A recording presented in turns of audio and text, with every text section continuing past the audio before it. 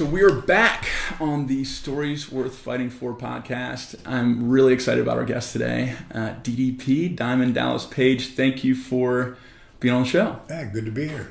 You became highly recommended from my buddy Mo. Mo's a good dude. Yeah. And so how do you know Muhammad? I do a lot of work with a lot of the NFL players that are retired. Mm-hmm. Eventually, I'm going to be working with the guys while they're at their peak. Because my program, my DDPY program, which is DDP Yoga, but yoga for people who wouldn't be caught dead doing yoga. And I appreciate all kinds of yoga today, but I was that guy who wouldn't be caught dead doing yoga the first 42 years of my life. But an injury will change your whole mindset. And then when you realize what you're actually doing, like, wow, really helped me a lot, but it wasn't giving me everything. So I added some stuff to make it what today's DDPY. But Mo, played in the NFL played for Georgia, played for 7 years in the NFL. And, he's still a Ferrari, but he's got a lot of miles on him and he's beat up. And when he did the program with me, he was like, wow, man, I'm going to talk. Like, he's already reaching out to Georgia and a couple of their schools because, like, guys at UCLA are doing it right now. The Bruins, one of their, Frank Warwich, who was the strength coach there, he started doing it for an injury he had. And that's when he was at UVA. He had all the UVA guys up in Virginia doing it. And then he went to go play, but he be one of the coaches for the Bruins now at UCLA. Mm-hmm. So they all started this year. They'll bring me in. And that's more about the preventative issue, the preventative maintenance, and that's where it's really helpful. But when you're really beat up, it can really help you have a whole different lifestyle. So I'd love to get into the benefits of DDPY. I'd love to get into more of your story. Let's get some context first. Sure. So for people that have never heard of wrestling, never watched wrestling, for people that are not currently into yoga, let's go back and kind of like get some context here. Who are you? Where are you from? And who were you before you were DDP? I was always an athlete as a kid, growing up on the Jersey Shore. What kind of sports? Basketball and football were my thing. Okay.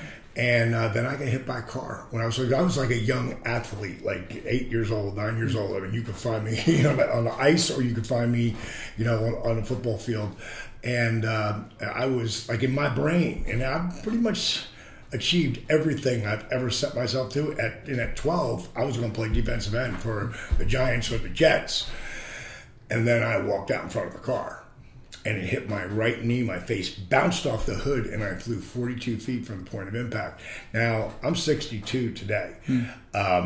12, that was 50 years ago. There was no such thing as rehabilitation, unless you were Joe Namath, Willis Reed. Sure. And I actually got to that doctor who worked on Reed and Namath, and I begged my mom to take me up there not to tell me I couldn't play football or hockey. That was pretty devastating for me as a 12-year-old. And he basically told me, you're never going to be Willis Reed. You're never going to be Joe Namath. You need to start hitting the books. And how did 12-year-old you respond to that? Were you like, okay, I give up? No. At first I was so mad and cried like a baby because it's okay now. I can't get anybody, not my doctor there or this doctor, to sign off. But you had to get signed off before you could play. And I guess, I never let anybody tell me what I can't do, but I guess he didn't know someday I was going to be a Diamond Dallas Page. Like, I never listen, especially people who tell me what I can't do. But when you take that away, I'm not going to keep trying to go through the wall. I'm going to find a way around the wall or over the wall or under the wall. And so I could play two different sports. They let me play baseball, which I sucked at, basketball, which I sucked at. I didn't make the team in 7th grade, but I didn't care because I didn't like it. But in 8th grade, I wanted to make that team because that's all I could do. And I sat on the bench, and I'd never done that before. And that summer is when I learned that work ethic equals results. I went down that park. I played 7 days a week, 5, 6, 7 hours a day. The reason I didn't take baseball, because you really couldn't, if you didn't have someone to throw with, you can't have the guys to play and stickball and stuff, but basketball you can play all by yourself. Yeah. You can shoot layups and hooks and foul shots and ball drills, and I got pretty good. I became a pretty good baller. and one of the top guys in all of Jersey Shore. So it was. So you're from Jersey? I'm from Jersey. Okay. In my home county area, Jersey Shore, myself, another very famous wrestler, Bam Bam Bigelow, comes from there. Yeah. John Bon Jovi, Bruce Springsteen, Jack Nicholson, and Danny DeVito. Man, are all from that, and that's just the guys I know about. There's a lot of there's so many people from Jersey, but that's like the area that we came from. Wow. And so I'd seen guys from my area do really big things. So it didn't limit me. It showed me that you could do whatever you want to do. So I tried to wrestle when I was 22, but it didn't work out for me. Because on the third match I had, which I was horrible, same knee to hit by the car. I'd gone over the top rope and really tweaked that knee. And the thing I've been doing the whole time was in the nightclub business. I've been since I was bar back, bar bouncer, bar runner, bartender, and I never ran any place. And I got my first opportunity to run in South Orange, New Jersey, to run a place at a rock and roll band downstairs. We did it 3 nights a week, and it was a restaurant upstairs. Were you playing? No. Oh, okay. You're running. Being the guy. Gotcha. And that back then I got lost in the booze, the broads, and the party. And the dream left. Like, I didn't go back to it. And we're talking about 78, 79, 80. Okay. By the time 82 came around, wrestling was getting red hot. Especially in the New York metropolitan area, New Jersey and Connecticut, red hot. It was back, the WWF now was expanding and taking all of these smaller leagues. There was wrestling leagues here in Georgia, Charlotte, Florida, Kansas City, Portland. They were everywhere. But Vince was taking all the top guys and really making this the World Wrestling Federation. And I was so mad at myself that I did not take. That's a dream. That I let something push me off, that vision. And I stopped watching wrestling. That's how, much it bothered me. And then one day I was flipping the channels and I see Gorilla Monsoon. And there's this guy with the boa and the shades and the do-rag. And it's Jesse Ventura. And I'm like, who the hell is this guy? He is so cool. And the first match, it came through the curtain.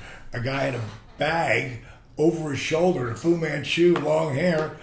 I'm like, who is this guy? It was Jake Snake Roberts. And I got sucked back in. That actual Halloween, I got dressed up as Jesse that year. Nice. And then I would go on to run a huge club down in Fort Myers. And you probably hold about 800 people. We'd put 1,000, 1,200 people in there. And I was in the back, my office, and I had a camera at the front door, and I saw a guy walk in, looked like Jake. So I didn't try to go through the club. I went all the way around, and I said to the girl, Judy, did someone walk in looking like Jake the Snake Roberts? She's like, I think it is. Everybody thinks it's him. So I go running in, and you see him, and I slow down because I want to be cool, chilling out. And I walked up to him. I said, hey, man. I said, you Jake Snake Roberts? Who wants to know? I said, the guy who runs this place. He goes, yes, I am. I said, well, we drinking. And that's how I met Jake. And any guy who came in from any of the boys, like next thing you know, $1 Million Man, Ted DiBiase's there, or the Bushwhackers, or Shawn Michaels, all those guys. Miami's here. Tampa's here. It's 300 miles. Fort Myers is right over here, 140 miles over. Yeah. So you're right in the middle. So they found out that this guy never charged anybody for booze, so they all started coming. And that's how I started to get to really meet a lot of the guys. And then one night I was just in the club collecting the drawers. You know how you collect the register drawers.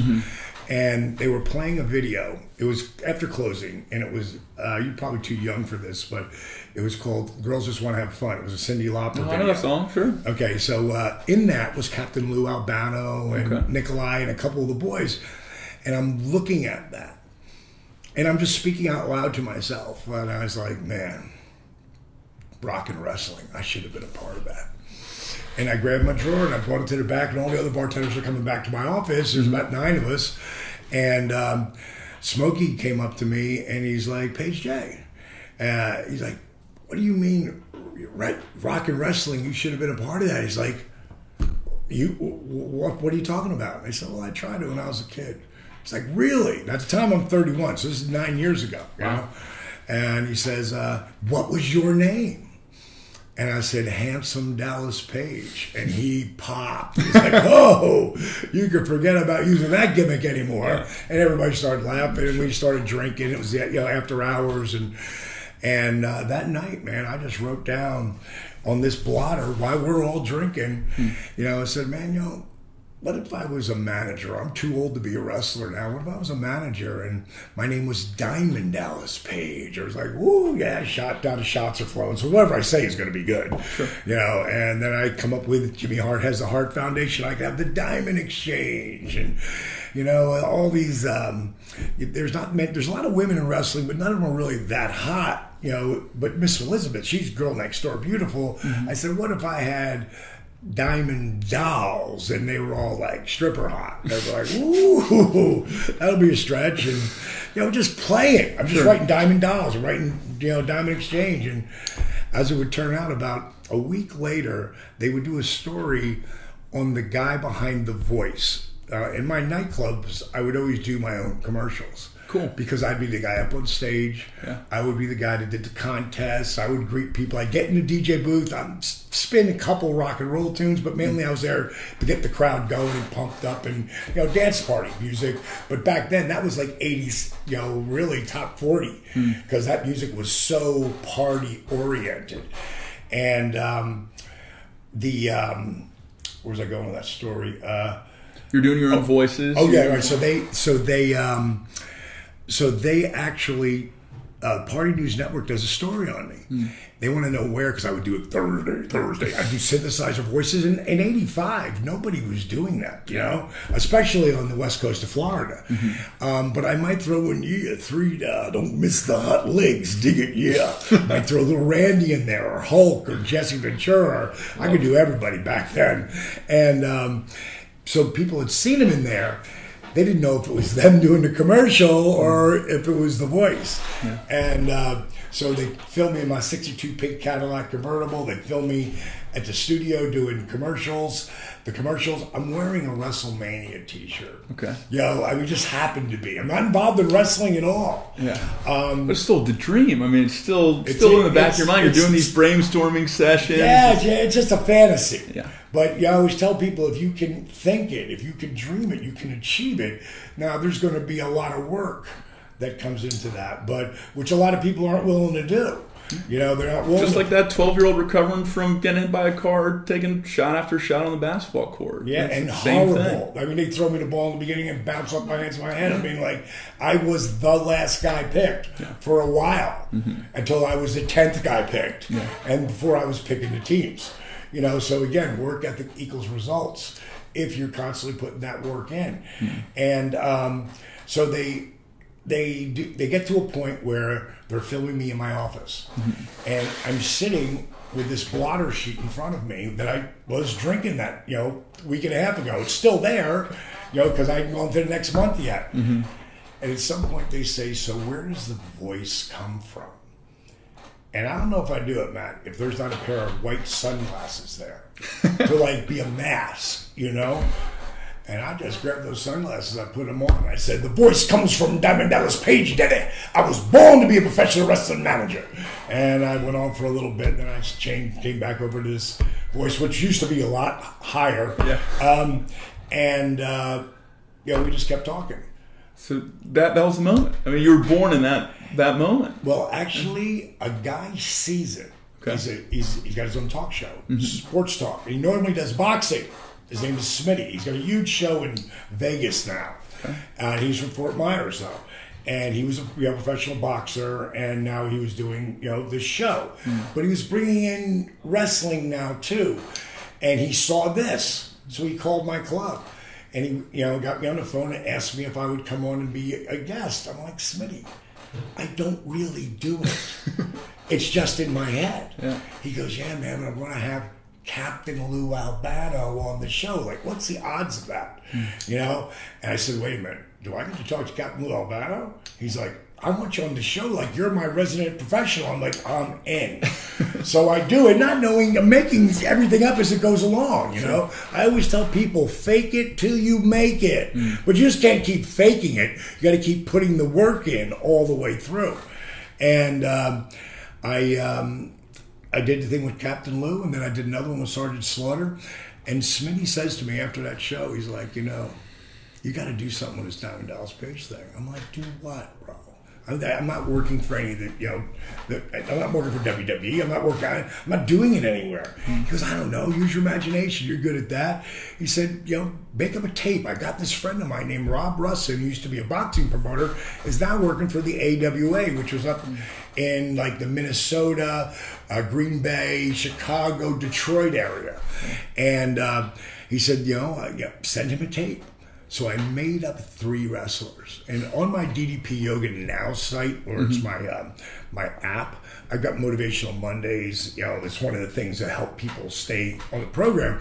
Like, I have the video footage of that Party News Network, and the next week is I've showed the video footage of these interviews I put together, and I created 3 different wrestlers. One was Rock Hard Rick. One was Big Bad John, and the other was Ted E. Bear, and he was a midget. and I put a bunch of Diamond Dolls into it, and we made these videos, and I made them like it was real, and sent them to the AWA. And 2 weeks later, they called me. Like, I was like shocked, but I didn't act like that, you know. But I was like, oh my God, they actually called. And they said, you know, we want to bring you and your guys in for a tryout. But we have one question. You know, we like your shtick. We've showed it around. No one's ever heard of you. Where are you guys working at? Well, that's where I had to go. Like, you know, none of those guys can wrestle, Rob. He's like, what? Like, why would you send a tape? I'm like, dude, it's like a secret society back in the 80s. You didn't know how to get in.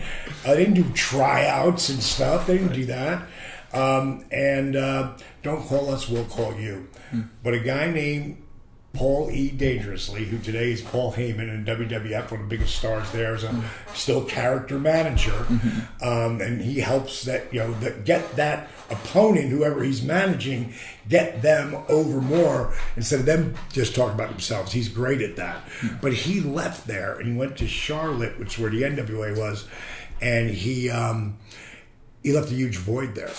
So they called me back up and said, bring some of those crazy clothes you wear and some of those beautiful women, and we'll give you a tryout. It's go time. And that's how I got in as a manager. Okay. And then Dusty Rhodes would come into Florida Championship Wrestling to try to re-pop that territory. And he took me under his wing, and I became a color commentator. And then Dusty eventually, you know, AWA went away. Florida Championship Wrestling went away. I literally thought the dream was over. Yeah. But I kept my relationship with Dusty, like, super strong. I always tell people, you know, it's not about who you know or who knows you. It's about who's willing to say they know you. Who's willing to put their name on the line for you. And that's what Dusty did for me when he came in from WWE. At the time he was doing a polka dotted gimmick into WCW. And when he came in, he brought me in as a manager there. And I did that for about 5 months. So let's pause right there. So you're in the system now. You're in professional wrestling. You're where you want to be. Well, yeah, WWF or WCW, either one. Ted Turner or Vince McMahon. Gotcha. And so one of the big things we preach in Brawl for a Cause is that everyone's on their own hero's journey. And, absolutely. And there's this death and rebirth kind of moment before you embark on that journey, before you depart your comfort zone, all the things that you're used to. And it sounds like you did that in that moment. You had been managing clubs for almost a decade. I left that for this dream of no guarantee of days. So for people in that bar managing phase, for people that are like, hey, I had this shot and it's always kind of in the back of my head and I don't know why, but I think it's my dream. That first step can be the hardest. And it's for everyone. For you, it sounded like there's a little bit of luck involved, but a whole lot of grit, of mindset. So what would you say to those people that might feel like they're in that place right now? How do you take that first step? Well, it depends. Like, even though I just walked in there to do this managing for WCW, which would end in 5 months because I was too over the top as a manager, taking too much attention away from the wrestlers. I had 7 months left of my contract, and I went down to power plant. I learned how to wrestle, and everybody fell down laughing. Like, that's never going to happen. You're too old. And you're like, don't tell me what I can't do. Yeah, well, I got 7 months on my contract. And a lot of times it felt good to prove people wrong, but it felt better to prove me right. But going back to what you asked me, like, you have to realize all the work I put in. I just didn't get a shot to go to Ted Turner's WCW and quit my job. I worked for 3.5 years for nothing. Yeah. I put probably, I don't know, at that time, which is a lot of money to me, $20,000, $30,000 into Diamond Dallas Page. Didn't make any money. I kept putting money into it. It's like DDP Yoga. I had $548,000 in this company before I took a dime. 8 years overnight success. Yeah. It's like, that's the part people don't realize. It's like when you hear, oh my God, like when wrestling, when I finally hit it, like huge in 97, I went from this part of the card to this part. But everybody was like, God, you came out of nowhere. Like, yeah, it took me 6 years to get here. You just weren't watching. Yeah. It's like I had dinner, and he got it relatively early. But I had dinner with Travis Tritt last night. Are you a country fan? Yeah. I mean, he's a legend. I mean, don't get any bigger. 90s, he was Garth, bringing Alan Jackson, bringing Travis Tritt. I mean, as big as you got. And he had to parent himself, and he had 10 years in still. Even though he was a kid, when he hit 24, he still had 10 years of really playing anywhere he could that give him $1, and getting that, that work. A lot of people are afraid to put the work in. So if you get that, then you got to go all in. And what happened is, if you take my manager Freebird's coming in. Well, I'd met Michael P.S. Hayes when I was in the AWA. And somehow I got in a car with him, me and him in the back seat, and this guy Jeff Jarrett, who's Jerry Jarrett, who owned and ran the Memphis territory, and this guy Eddie Marlin, who was the booker, meaning the writer, head writer, and me and Hayes in the back for 3.5 hours. And we bonded big time. And the thing that he came away was, I'm not doing this to be a television star. I'm doing this because I love wrestling and I love just the business. And when I came up there, Dusty put me with those guys, and his partner at the time, Jimmy Jam Garvin. Both of those guys they didn't need no manager. They could talk better than anybody. Yeah. But Hayes said, we're going to let him talk for us, like baptism by fire. Boom. Our backs are going to be to the cameras. Yeah. You come through the middle and you cut the promo. So if I hadn't put all that work in, Dusty, I never would have got there. I never would have got there with Hayes, and never would have, I never would have gotten to be in that position. Preparation meets opportunity. That's luck. Preparation. You want to know what luck is? Luck is preparation meets opportunity. That's what it is. That's right. And just keep putting the work in. Never give up. So another thing we preach big time is adversity turns into armor, struggle turns into strength. You had your 3 years. I write that down. I got you, man.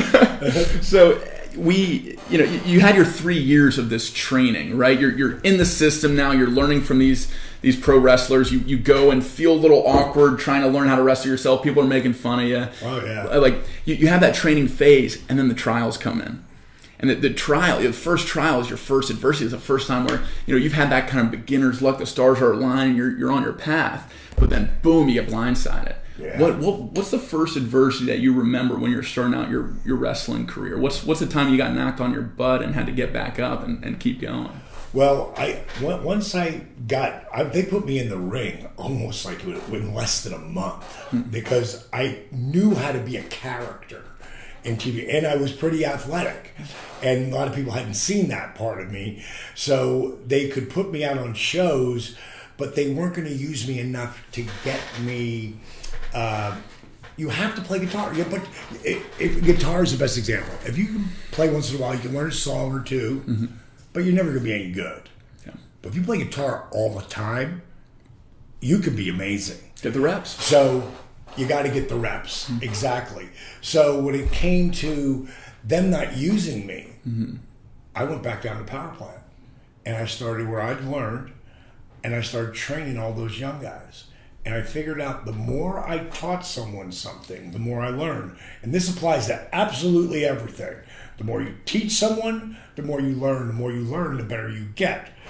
And right when I started to get it, right when it looked like, okay, I'm 9 months into this, I'm gonna make some waves.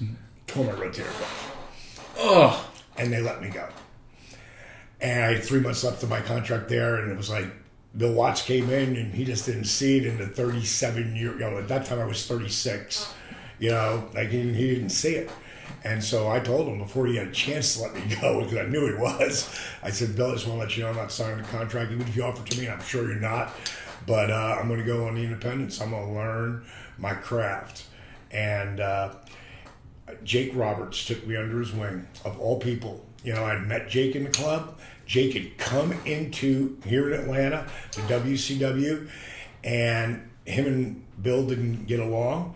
And when I tore my rotator cuff, I hadn't seen Jake for a couple weeks, but for the month and a half that I was with him, I was like, me and Kevin Nash were his chauffeurs, his bag boys. We did whatever we could do to learn from the master. Sure.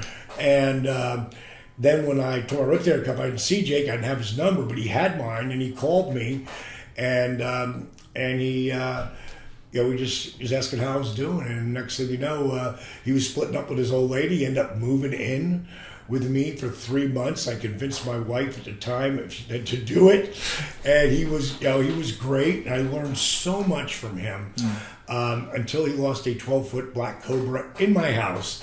And then she threw him out. That was the line. Yeah. He crossed it. No cobras. Yeah, and didn't come back for 3 days. Wow. Yeah, because he went off on a bender.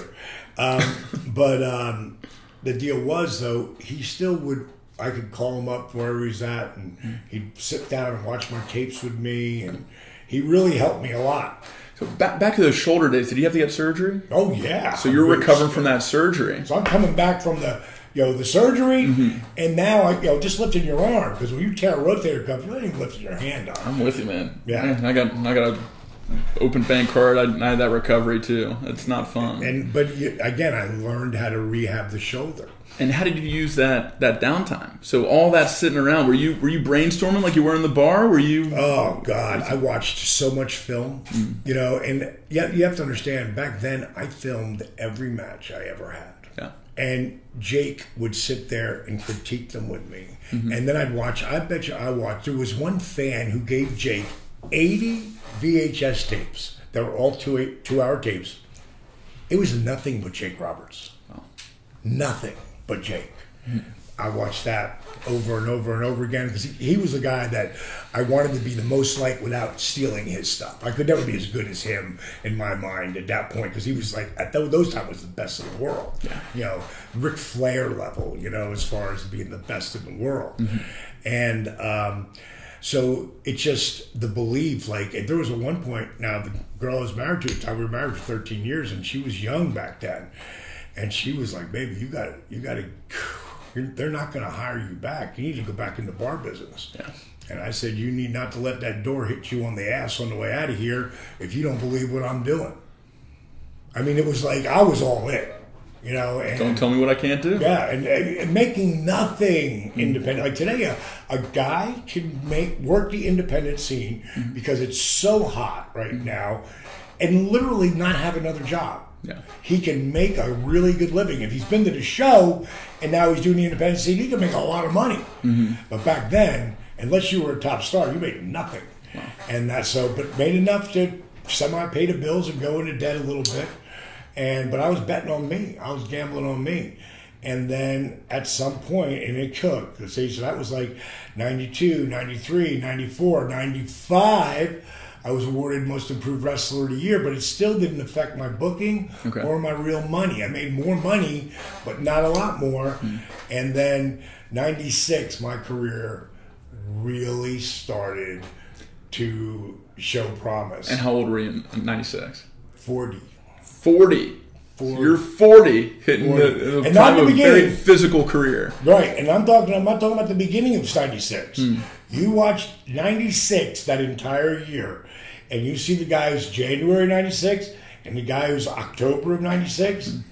It's two completely different people. So I'm seeing all the seeds for DDPY coming together. You're filming every match you have. You bet on yourself. You're doing something that's a little atypical. You're getting into a very physical career pretty late in life for the for the general wrestler. Very late. Steve Austin retired at 37. Okay. Edge retired because he had neck injuries. Sure, you get beat up. Now there are guys who wrestled in their 50s and 60s, but very rare. I think we're reaching the last seed here, which is how do you put yourself back together? How do you compete with these young guns that heal a lot faster? What were you doing that they weren't? A lot. First guy to ever ice his body in professional wrestling. Okay. And I mean by almost a decade, maybe 8 years before there was ever trainers from when I started. And they would go like, what are you putting ice on your knees for and your back? Because I'm trying to take down the inflammation. Which nowadays is like no brainer, right? But if no one's doing it, people who don't do it, it's just, and I don't like ice. Well, okay, good luck with that. Yeah, because ice is your best friend. Yeah. I went deep muscle massage therapy weekly. Yeah, chiropractic weekly, applied kinesiology. All of the stuff that turns muscles on, I was learning. I started changing what I ate. And the more I figured that out, like what they have done to our food as Americans is criminal. Yeah. And anyone who's watching, just go on Netflix, watch Food Inc. first. That's your best entry. And if you thought, oh yeah, I saw that, watch it again because you really didn't. Go back and watch it and pay attention. Watch it with your kids. And then it's hard to find. So I was on YouTube one time. It's called Genetic Roulette. I just took it and put it up on the link and put it up on my teamddpyoga.com. Go there. It's on the front page. Genetic Roulette. When you see what they did to wheat and corn and soy and milk, when you see what they did to the food to make more money, and it's all about the money, and if you look at they started genetically modifying food 23 years ago. Go back 25 years, just 25. Since then, cancer, obesity, heart disease, diabetes, just those four, and look at the numbers. There was no 400-pound people in 1978, 1982, 1988. They didn't exist. Yeah. Now, everywhere. 500, 600. My 600-pound life. Where'd that come from? A lot of it has to do with genetics, but more of it has to do with the food. And I don't care how people eat, because if you do my program, you're going to feel better, like way better, stronger. You're going to be able to do things you couldn't do before. And it's going to prevent injury. But if you mix it with the food, let's use an example. Tom Brady. How does Tom Brady play at the level he plays at 41? But he's plant-based or something, right? He's not plant-based, but he's no gluten, no wheat, no dairy, no poison. Yeah. And the guy wants to play to 45, which has never happened. Which is what you're preaching. Yeah. And again, when you really got to look at, and look at the results, at 40, you got, I don't know what Drew Brees is doing, but it's got to be something very similar. Because you can't take the abuse that those guys take. And it's also a protected league today for quarterbacks. But you still got to take. You're going to take those hits that come blindside. Well, and most people, as you know, yeah, 100%. And most people aren't, NFL quarterback or a championship wrestler. Right. But I mean, a lot of the people, especially the people in your gym, the people that I've met today, they were that 400-pound person that they've lost over 100 pounds. They've lost 150 pounds. They've come and joined your tribe. They join you because they believe in it, because it changed their lives. And that's the thing that sells me more than anything else is all these stories. The way I found you was through Arthur's story. Oh, that's the best story. Which is so powerful. I mean, it brings you to tears. What about... It sounds like, and correct me if I'm wrong, but it sounds like you were able to do this with yourself first. And you're like, if this works for me, this can work for other people. So take me back. You're on the older side of wrestlers. You are the old side of wrestlers. Past the old side. and you're working on yourself to be like, I still want to compete. I want to win a championship. I want to do this thing that people tell me I can't do. Right. Now, you take that, you learn all these lessons. When do you start teaching others? I would just talk casually about it in the beginning. Mm-hmm. For me, I called it Humpty Dumpty Day. When I would come off the road, and I could have been on the road for 5 days, 12 days, or 17 straight days. And then I would call it 37 hours at home. Because that's how long I was there, for 37 hours before I went right back out. And we had to put Humpty Dumpty back together again. So when I flew in, the first thing I did was went to the gym, got that out of the way. Then I went to go see my guy, Dr. Ken West, who's he's like Yoda. Like he's not just a chiropractor, he's a applied kinesiologist. He turns muscles on that I've spasmed out. And where you could do this, now you could stand on it. And I'm not just talking about shoulder, I'm talking about my entire body. Then I'd go get my deep muscle massage therapy. Then I'd go get tan, which was so bad for me. I've got so many things that are cut out of me because of those tanning booths. But it was part of it wasn't the cream that could make you look tanner and just look better on camera. Yeah. But I'd get home at 7:30, 8 o'clock at night. That's my first day off. And the next day I'd do it all over again. Boom. And then I'd hop on a plane the next day and go off. Wow. So I had, eating cleaner, getting massages on the road, constantly. I would have ice towards the end of my career. Yeah. I'd put it on just under a T-shirt. A bag here, ace bandage both knees, one behind my back. That's how I left the building. Yeah. And so what happened was, going into 99, I ruptured my L4 and L5. And it wasn't the Kevin Nash picked up a power bomb. It wasn't even cameras there at the time. He picked me up, he's 7 foot tall, and just throws me, and when you land like that, it wasn't him doing that, because he's protecting me as much as he can. Sure. It's the bump that broke the camel's back. And what happens when this amazing vertebrae God gave us, in between it are these amazing things called discs. And they're like shock absorbers. So we can do this and get back up again and bounce and get up.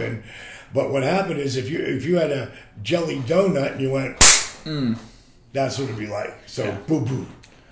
So now I just signed over 97 and 98, which according to Pro Wrestling Illustrated, both years I was rated number 4 in the world. Wow. That's the spot I was in.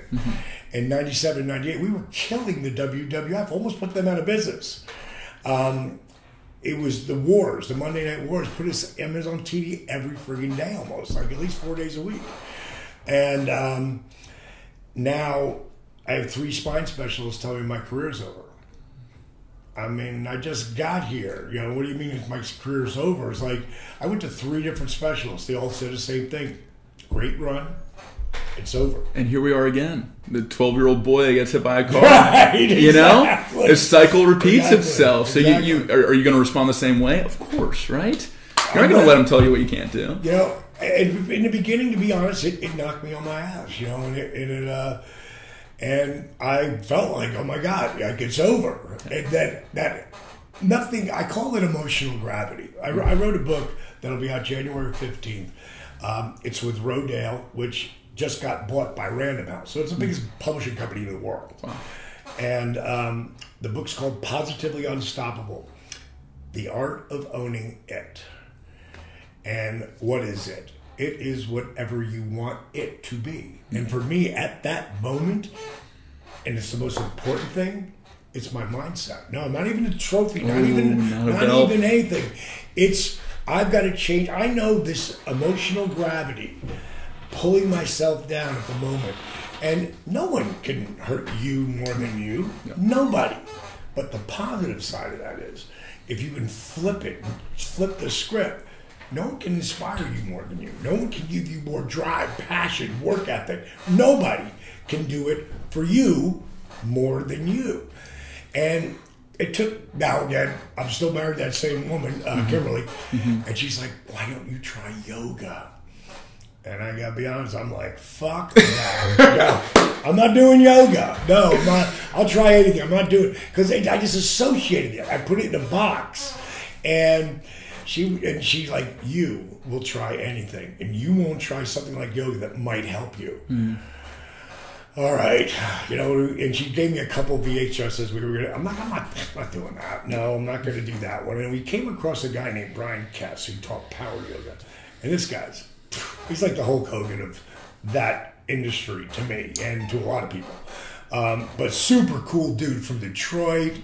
I started doing his, and everybody looked like Gumby. Like, everybody could do all the stuff. They don't look like you. No, and it was really frustrating because Kimberly could do everything. Yeah. And I couldn't. And so what it made me do, like I've done every time in my life, okay, make it my own. Through my entire program, every single freaking workout that you will hear me do, at some point I'll say make the DDPY your own. Don't worry about where I am or he is or she is. Where are you? Maybe you want to step in. Maybe you want to lower your knee. So that's how I figured it out. Because Brian, in these VH workouts that he had back then, he didn't have a modifier. Later, he would. And his next ones that he did. But at the time, I had to figure it out. And in 3 weeks, I can't tell you how much better I felt. And I knew that this was going to help me, but I knew it wasn't giving me everything. So then I started to grab, at night, the rehab. One night I put the rehabilitation stuff with the yoga positions. That's why I won't let anybody call my stuff yoga. Because it's not just yoga. It's yoga, rehab, old school calisthenics. Push-ups, squats, crunches. If you can't do a push-up, you stay in plank. If you can't stay in plank, you lower to your knees. Yeah. You can be on all knees. You can't be on all your knees, then stand up. That chair workouts. You don't even go to the ground. But that took years to get to that. But at the moment, for me, I had to get those I created 3-second push-ups where you lower for 3, hold for 3, come up for 3, lower for 3, hold for 3. Then I go into Cobra to down dog. And in the beginning, I had to do it on my knees. So I understood, like, you can't do this yet. Well, eventually I got off my knees. Eventually 3-second push-ups became 5-second push-ups. 5-second push-ups became 10-second push-ups. 10-second push-ups became sets. Now, this is for me. There's people that do my program never even do a push-up. Yeah. There's others who never have done one in their life who could do a 10-second push-up today. Yesterday I worked out. I figured me and you were going to do something today. Yeah. So I didn't work out yet. But yesterday, during my workout, this is my workout. I wouldn't take very few people through this workout unless they're in my advanced level on my app. But during my workout, on my first set, which people would call a salutation, I did 8 10-second push-ups. Woo, okay. That's not easy. Try doing 3. Yeah. Like 8. I can do 10. I can go... Man, 62 years old. Right. And 62 years young. And that, again, mindset. Everything is the story you tell yourself. Yeah. That's what Positively Unstoppable is all about. And what I do with my book is teach people how to reboot their brain, how to change the story they tell themselves. Now, is it just going to happen? Of course not. It's going to take time. That's where the work comes in. For this Hall of Fame ring, inside that, it says work ethic equals dreams, exclamation point, DDP. And I gave that a lot of thought. Truth. Because Well, I wanted people, because most people just put their name in there, the date and whatever. But I wanted something that was like, this is the biggest thing in my business that you can be, a world champion. Just like the Oscar. That's what it means. Like, here's your Oscar. You had the best performance. You're making the most impact on our business. Hulk had it 5 years. He carried that mantle. Ric Flair had 17 times. There's a reason why. I was fortunate in my 40s, at 43. I skipped ahead, but the bottom line is I start mixing the yoga, rehab, old school calisthenics, and something that I'm going to teach you is called, it's time under tension, but I call it dynamic resistance. And what you're doing is you're engaging as you're moving. Like the difference between that and that, or like just feel my hand like that. Now feel it now. It's flex. Like still. Yeah. And now when you do that, all of these muscles engage. Now, time under tension, create your own resistance as you're moving. Now I'm going to get you engaging in the lower part of your body as well. And here's what happens. I can have my heart rate at 84 or 94, wherever it's at. Because my heart rate stays pretty high unless I decide to get chilled down. Then I'm 60, 62, 64. But most times I'm up and going, I'm 85, 90, 95. Let's say it's 90. I can take my heart rate from 90 to 130, 135 in less than a minute. Just raising my arms up and down. Wow. And why does that happen? Because every time you flex or engage a muscle, your heart has to beat faster to get the blood to the muscle. This would be the scenario. Laying flat, your heart rate's going to be the lowest ever, right? Right. Sit up, what's going to happen to your heart rate? Increase. Right. Stand, increase, walk, jog, run, sprint. Boop, boop, boop, boop, boop. All you're doing is engaging more muscles. Yeah. That's what you're doing. So when you slow down the run, your heart rate comes down. Why? You're not using as many muscles. So I get you to do that standing still. So I create this workout that today I've branded DDPY. Again, why? Because I want people to stop calling it just yoga. Because it's not just yoga. It isn't. And people put yoga in a box. And I didn't make this for one yogi. They've got 100 different types of yoga. Sure. God bless them. They're amazing. Namaste. They're awesome. Mine's way to hell over here. Yeah. And it's for the guys who wouldn't be caught dead doing yoga. I love. It's an evolution. It is. And it's so I did. I downloaded the app. I did a few workouts before I came to see what it was all about. What did you do? I did the standing one. Okay. Today. Jericho loves that one. Yeah. So some things I loved about it is, one, it felt like I was playing a video game.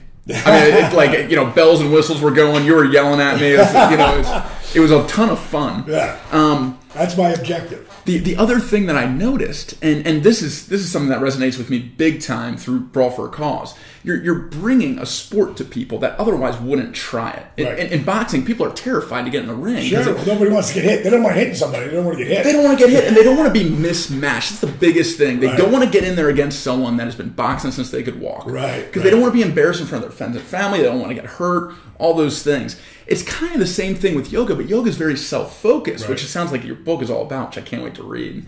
But what you're doing is you're taking away that like spirituality side of it that can polarize some people. You're taking away the ohms and the and you're making it fun and engaging and for people that would never be caught dead in a yoga studio. Right. But now after here would. Yeah. Now it's going to depend on the teacher.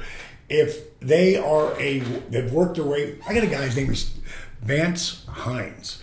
Now, I got to tell you the story how this happened. Are you a Rogan fan? Totally. Right. Oh yeah. I mean, who isn't? No, he's the Oprah for dudes. Yes. he's the new God, forget his name now. Howard Stern. Totally. I mean, he's the guy. And there's another guy named Bert Kreischer. Do you know who he is? Mm-mm. Oh my God! You must watch his show on his comedy show. I think it's called Secrets. Okay. Secret Time. He's one of Joe's crew. Cool. And I didn't know. I've heard of him. I caught little pieces of him and thought he was funny. But someone on my Twitter feed, and one guy just said, "I'm putting my phone on silent. DDP's on Twitter because I might just go." And I've had people say to me, "Dude, you're filling up my Twitter, man. You're filling up my board." I go, "Hey, I'm obviously not doing it for you. Stop following me." Because the people who get all those encouraging, "But you got this, keep up the great work." I mean, I'm doing that myself. Yeah. And someone had said during it, "Bert, you should have DDP on your show." So I went over to see, because I'd heard of Bert. I didn't really get to know his work yet at that point. So I went on his Twitter feed, and there was some guy who had a camera. And he had it out like this. And his name was Vance Hines. And he said that, I've been doing it for a month. I've been walking Bert. You can help me get off my butt. And he's got no shirt on. He's 400. He started at 475 pounds. At this point, he is 460 pounds. Oof. District attorney in Texas. Wow. So I try to DM him, but I can't because he's not following me. So I just put a tweet out there on his page. And I said, "Hey, man," I said, "if you're looking for any help, you look serious." I said, "I will help you." And he had no idea who I was, but fans who were on his Twitter feed was like, "Dude, if you don't let DDP help you, you're crazy. It's a gift from God." Blah, blah, blah. And bottom line is, I called, we started talking, and I got him, helped him with his eating, got him on the program. Starts with a chair, because can't do anything but sit in a chair and start. Right. He ain't doing the stand-up. He ain't using a chair even to stand up yet. But so that's how he starts. Films everything. After every film he does every single week on his way up or down, because it's one of those videos, those camera weight scales that say the number. Yeah. So he ain't rigging anything. Up or down. And some weeks he goes, "I'm a little scared," and those are for short weeks. He gains weight, but. We brought him in here for his 1-year anniversary last week. He lost 198 pounds 1 year. Wow. And so Bert, Bert has a lot to do with that. And of course, me on my side. So we were just talking to Rogan's people, and Bert, they have the same thing about doing something because maybe even with Vance or whatever. Incredible. But this program was never about weight loss. This was never about weight loss. It was getting your body to heal your body, to get your body feeling unstoppable. If you are already a Todd Gurley, all right, who's a friend of mine, and what was super stud, can't get him to see he should be doing this, and I'm not pushing it, but I know he injures himself. If he does, and I'm praying he doesn't, maybe he get a 10-year run of no more injuries. But he tore his ACL. Who comes back like that? Yeah. Like, that guy's a thoroughbred at a different level. 100%. He's a superhero.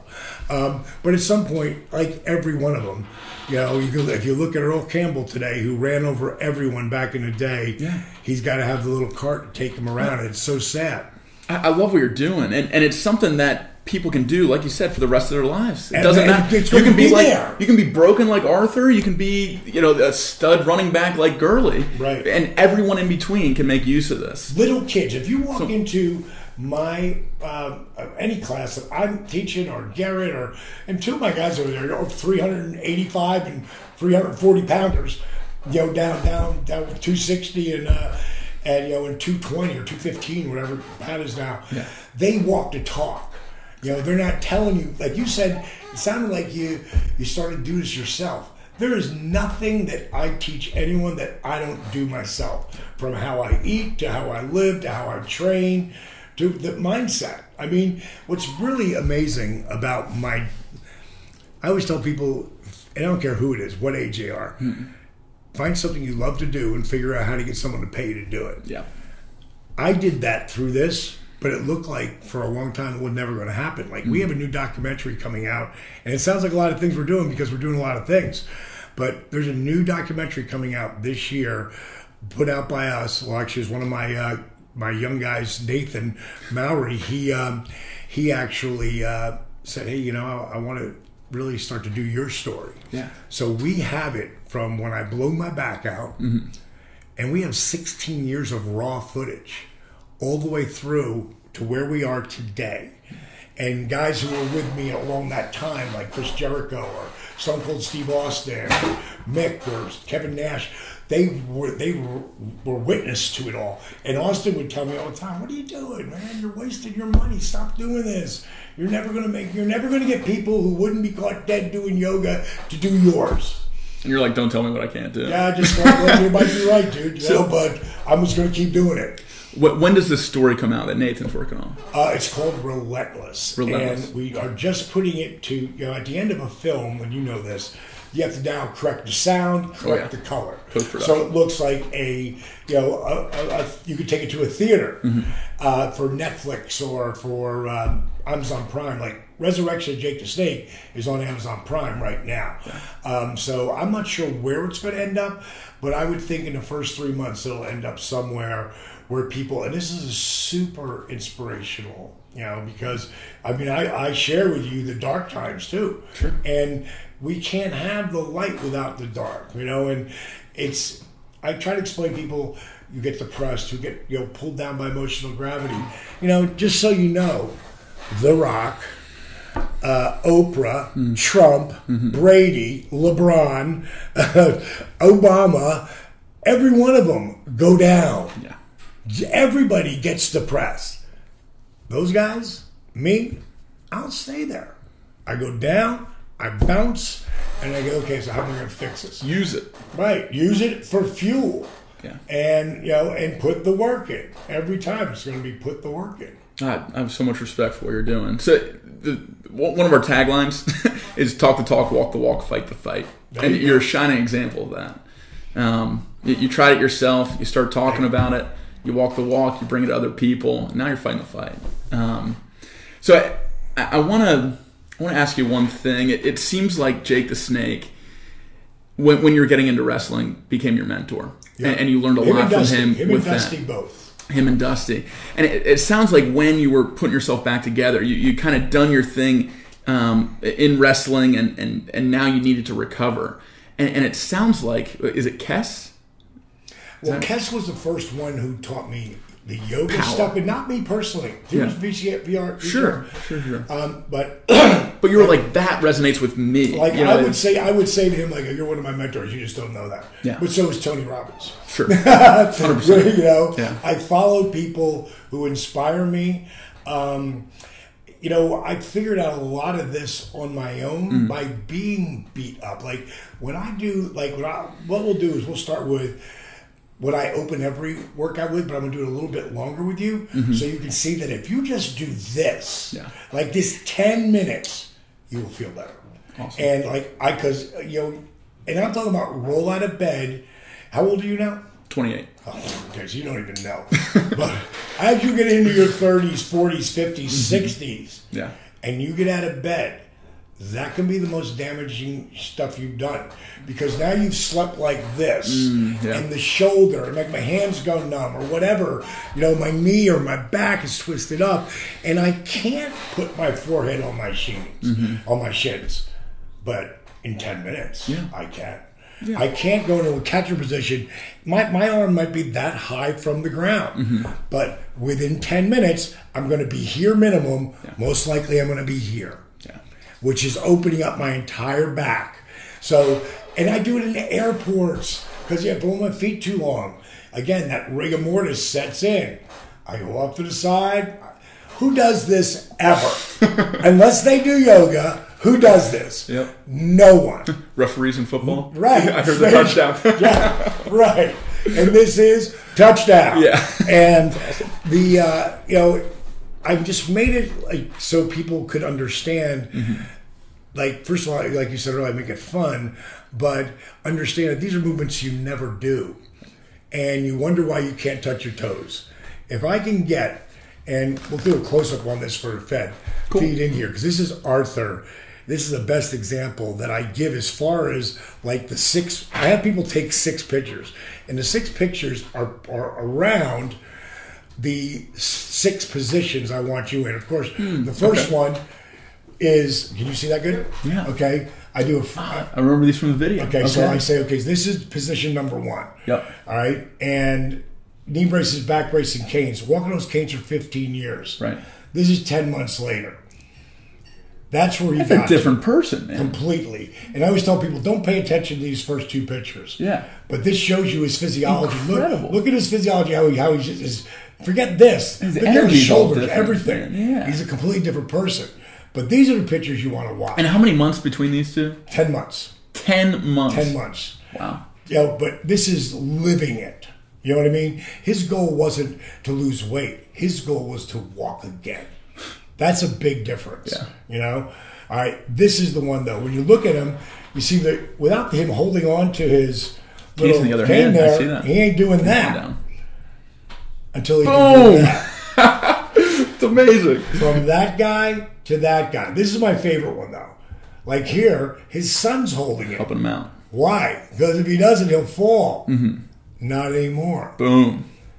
Everyone I say, okay, let's see what you can do. Like standing on one leg. Yeah.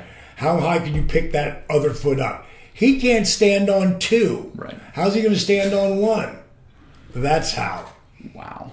Now, this is right now I'm in the process of putting together.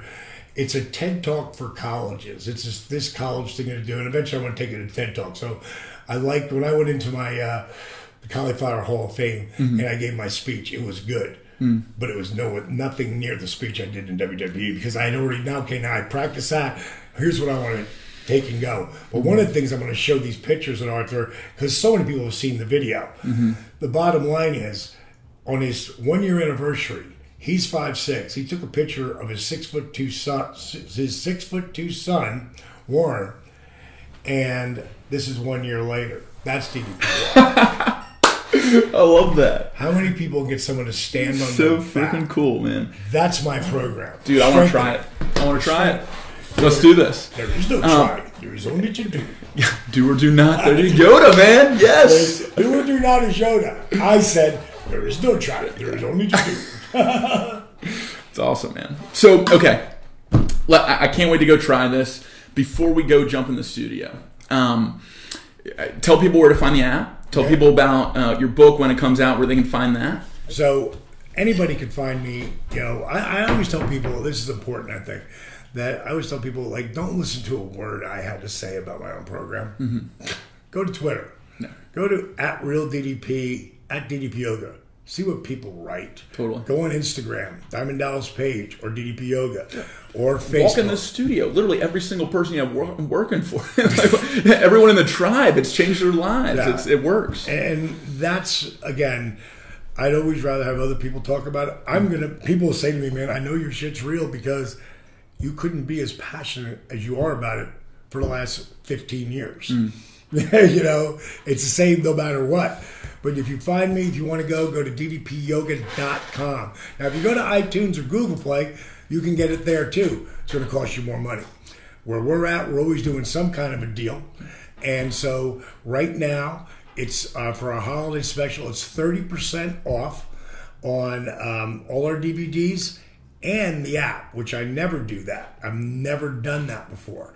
So you can go to ddpyoga.com, and the app, first 7 days costs you nothing. Like, if you don't want to do it, get out of it. So no matter what, if you don't want to, you just want to try it, then try it. If you're a person who tries things. I'm a person who does things. And if I'm going to do it, I'm going all in, obviously. But everything at ddpyoga.com. If you want to order my book, Positively Unstoppable, The Art of Owning It, it is what I would do if I was you, and this is only because if you want to get it signed, because you probably may never see me, or maybe you will, go to Diamond Dallas Page, go to ddpyoga.com/Positively Unstoppable, and that will bring you up on a page where you can order the book anywhere. I'm going to tell you right now, the cheapest it is on Amazon. I think it's like $16 there. Sweet. Because, Amazon, they cut their profit so that they can sell to the world. Yep. So, bottom line, that's where you probably find the best deal. But if you you can go to anywhere books are sold, and get it there. But if you go to ddpyoga.com/Positively Unstoppable, there'll be an address there which is where we are right now at my DDP Yoga Performance Center. And what I did was, and I don't know anyone's ever done this, and we've already sent thousands of them out. It's a book plate, and I can sign the book plate. So if you send us a self-addressed stamped envelope, well, I'm going to send you back a signed book plate that you can put right in the front page or wherever you want to put it, so the book's going to be signed. Now, understand, if you're a person who gets autographs, if I'm at a Comic-Con, it's $40. Yeah. If it's a picture, it's $40. I'm a $60 combo. Ric Flair's $100. Ric Flair's $100 combo. You know, but DDP's a $60 combo. So the book's like $16, and whatever the stamp is, you do the math. Well, and you get the wisdom that's in it, everything you've been talking about. That's the main thing. Oh, and I'll tell you what's hysterical. Mick Foley's forward. Yeah. And I'll just give you some clip notes on that. Mick wrote this forward as if it was 25 years ago, or he's 25 years old. One of the two. I think it's 25 years. I'm pretty sure it's 25 years ago. Okay. And a ghost comes to him and tells him that 25 years from now, you're going to be asked to write a forward for a Hall of Fame WWE wrestler. And the really cool thing that we're doing, if you go to positivelyunstoppable.com, you'll be able to register for a contest that we're doing where we're going to give away $1 million for the best transformation. Okay. And what's the time frame for that transformation? It'll be a 4 month, and it'll have till January 31st to sign up. And you track everything through the app, because the app, like the tracking section of the app, and for the trial stuff on the app, costs nothing. Gotcha. You go to ddpyoga.com, you can download the app and just use the tracking spot. So that's how we set this up. Because when you're doing a contest, you can't, it really wasn't about the money so much as of grabbing people's attention and having them go, oh, wow, man, well, then I'm going to do that. Whatever it takes to try to get people to whatever that thing is that clicks in them, to turn them on, to say, all right, I'm going to do this. For Vance Hines, it was, Bert Kreischer, and him saying, they do a sober October, him and Rogan and Tom. Yeah. They all do that little bit there where they get sober for the month. These guys are partiers. So, especially Bert, but got sober for a month and said in 2 weeks he's going to run. They bet him that he couldn't run a half marathon in 2 weeks prep, and he did it. He nailed it. I'm sure he walked a lot, but hell, he did it, and that's what made Vance Hines get off his ass.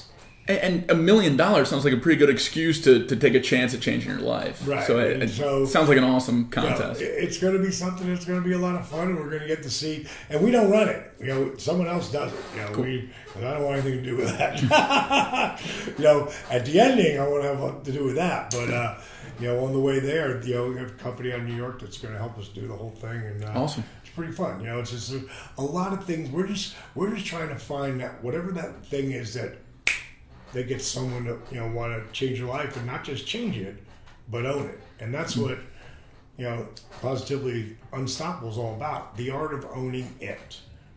I can't wait to dig into it, and I really appreciate your time today. It's not over yet. We're about to dive in the studio, get a little DDPY in the flesh, which I'm pumped about. Any final words? Signing off. I think we hit it all. I hit it all. Awesome. Thank you for being here. Have a healthy, happy New Year, and now never underestimate the power you give yourself by believing in you. Amen. Let's end there. Bang! I love it, man. What's up, man? This was great.